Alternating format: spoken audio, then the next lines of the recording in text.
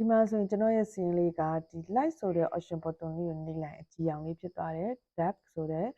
ကောင်လေးကိုနှိပ် option button လေးကိုနှိပ်လိုက်အမဲရောင်လေးဖြစ်သွားတယ်ပေါ့ဒီလိုစီရင်လေးတွေ invoice လေးတွေကိုဒီလိုအရောင်လေးတွေချဲ့ခြင်းလဲဆိုရင်ဘယ်လိုချိတ်ဆက်ဒီ option button လေးတွေနဲ့ color လေးတွေဘယ်လိုချိတ်ဆက်တယ်ဆိုတာကိုဒီဗီဒီယိုလေးထဲမှာမျှဝေပေးပါမယ်ရှင့်အဲ့ဆိုကျွန်တော်ကဒီဘက်က sheet 40မှာလုပ်ပြမယ်ဒီမှာစီရင်လေးရှိတယ်ပေါ့နော်အဲ့လို option button လေးတွေနဲ့ချိတ်ဆက်ဖို့အရင်ဆုံး option button လေးဆွဲဖို့အတွက်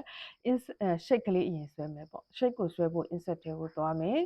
illustration တွေက shake ကိုကြိုက်တဲ့ပေါ့နော် shape ပုံစံလေးယူပြီးတော့ဒီမှာ shake ကလေးတစ်ခုဆွဲလိုက်မယ်အဲ့ပြီးတော့ shake ကလေးတွေရဲ့ကျွန်တော်ကအရောင်လေးတွေကိုပြောင်းကျင်နေဆိုရင်တော့ right click လေးနှိပ်ဒီပေါ်မှာ style ရဲ့ fill ရဲ့ outline ရဲ့ရှိတယ် outline လေးတွေကိုလည်းကျွန်တော်တို့ကြိုက်တဲ့အရောင်လေးပြောင်းလို့ရတယ်เนาะအရောင်တစ်ခုရွေးမယ် fill ကိုလည်းကိုကြိုက်တဲ့အရောင်လေးပြောင်းလို့ရတယ်ကျွန်တော်ကဒီမှာတော့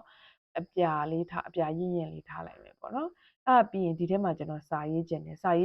ဒီထဲမှာကလေးနှစ်ချက်နှိပ်လိုက်ကာစာလေးပေါ်လာလိမ့်မယ်ကိုကြိုက်တဲ့အမှကိုနာမည်ရေးခြင်းတဲ့နာမည်လေးကိုရေးမယ်ဒီ font လေးတွေကို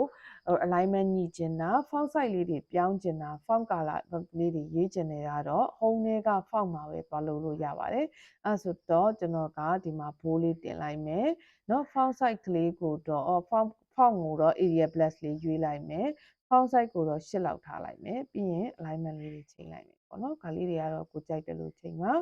နော်ဘိုးမတင်တော့ဘူးပေါ့နော်ဘိုးမတင်ဘူးဆိုလည်းဖြုတ်ထားလို့ရတယ်ပြီးပြီဆိုရင်နောက်ထပ်တစ်ခုဒါလေးကိုပဲ copy ကူးပြီးတော့နောက်ထပ် shape လေးတစ်ခုနောက်တစ်ရာအောင်ပဲ shape လေးယူလိုက်မယ်အဲ့ဆိုရင်ဒီမှာလေး right click နှိပ်ပြီးတော့ကိုကြိုက်တဲ့အရာလေးပြောင်းလိုက်မယ်ကျွန်တော်အစိမ်းပုတ်ပုတ်လေးထားလိုက်အဲ့ပြီးရင်တော့ဒါလေးကိုအရာနာမည်လေးကိုကြိုက်တဲ့နာမည်ပေးလိုက်မယ် okay အဲ့ဆိုရင်ကျွန်တော်ဒီစာလေးကိုဆွဲလိုက်တယ်ဆိုရင်ဒီ shape ကလေးတွေကပေါ့နော်အပြောင်းလဲလေးတွေလာဖြစ်တယ် shape လေးတွေအကျဉ်းကျယ်ဖြစ်တယ်အဲ့လိုမဖြစ်ချင်ဘူးဆို right click နှိပ်ဒီမှာ size and property တွေကိုသွား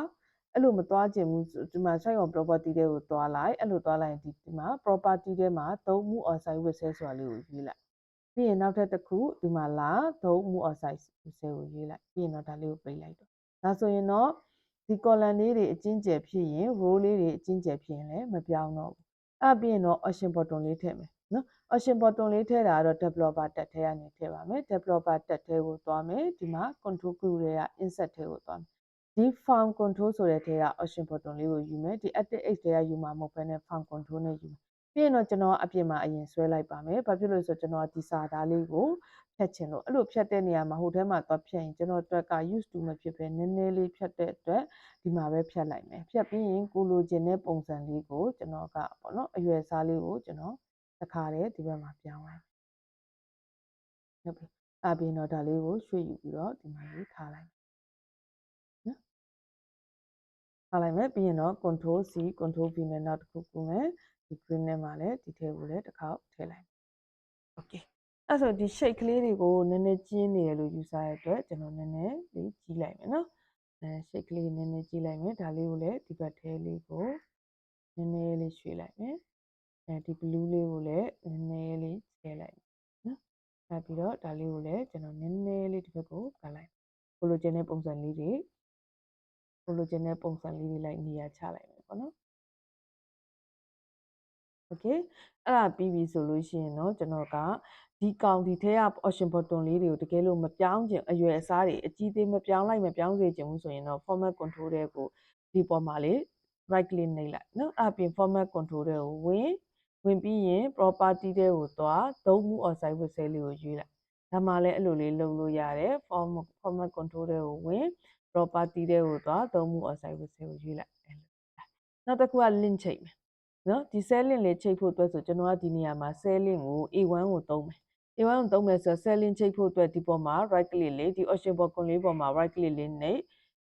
format control ကိုသွားနော်အဲ့ပြီးခဏနေရာ property ကိုသုံးတယ်အခုကဒီ control ဆိုတာလေးကိုရွေးမယ်နော်အဲ့ပြီးရင်ဒီ cell link နေရာမှာဒီ A1 ကိုထားလိုက်မယ် okay ရပြီတစ်ခုပဲချိန်လိုက်ရုံပဲနော်ချိန်ပြီးသွားပြီဆိုရင်ဒီဘက်မှာလေ blue ကိုရွေးထားရင်1လို့ပြမယ်ဒီဘက်က green ကိုရွေးလိုက်ရင်2လို့ပြမယ်ဒီလိုကဒါလေးကိုအရောင်လေးတွေနဲ့တွက်ချိတ်ဆက်မယ်ပေါ့နော်ဒီ control လေးနဲ့အရောင်လေးတွေနဲ့တွက်ချိတ်ဆက်မယ်အဲ့လိုတွက်ဆက်ဖို့အတွက်ကကျွန်တော် conditional formatting ကိုသုံးပါပါအဲ့တော့ conditional formatting နဲ့ကျွန်တော်အရောင်ချဲခြင်းနဲ့ cell လေးတွေကိုအရင်ဆုံး select မှတ်လိုက်မယ်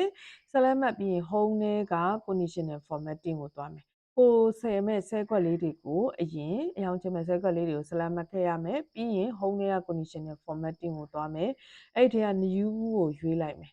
အဲ့ဒီမှာကျွန်တော် formula ရေးမှာဖြစ်တဲ့အတွက်ဒီအောက်ဆုံးက UA formula ကိုရွေးလိုက်မယ်အဲ့ပြီးကျွန်တော် formula လေးရေးဖို့အတွက်ဒီမှာ formula ရေးတဲ့နေရာလေးမှာ cursor ထားမယ်ကျွန်တော်က A1 ဒီ1ဖြစ်တယ်ဆိုရင်ဒီအပြာရောင်လေးချိန်မယ် A1 ဒီ2ဖြစ်တယ်ဆိုအစိမ်းရောင်လေးချိန်မယ်ပေါ့အဲ့လိုရေးမှာဖြစ်တဲ့အတွက် A1 ကိုဒါ cursor ထားလိုက်မယ်ပြီးရင်တော့ equal to 1ဖြစ်တယ်ဆိုဘာလုပ်မလဲဆိုတော့ format ထဲကိုသွားမယ်ကျွန်တော်အပြာရောင်လေးရွေးလိုက်မယ် okay လို့ပေးလိုက်မယ်ဒီမှာအပြာလေးရွေးသွားပြီနောက်ထပ် green အတွက်အပြောင်တစ်ယောင်နောက်ထပ် conditional formatting မှာထပ်သွားရေးမယ် formula ထပ်သွားရေးမယ်အဲဆိုအယောင်ချင်တဲ့ cell ကွက်ကို select မှတ်မယ် home ထဲက conditional formatting ကိုသွားမယ်ခဏနေရလိုပဲ new ကိုရွေးမယ် UA formula ကိုရွေးမယ်ခဏနေတော့ကလိုပဲဒီ A1 นี่ equal to ဒီမှာကြတော့2နော်2ဖြစ်တယ်ဆိုရင်ဘာရောင်ချယ်မလဲ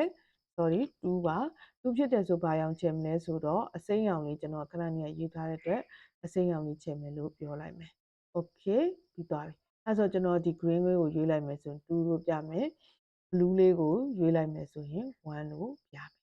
ကျေးဇူးတင်ပါတယ်နောက်ဗီဒီယိုမှာပြန်တွေ့ကြမယ်နော်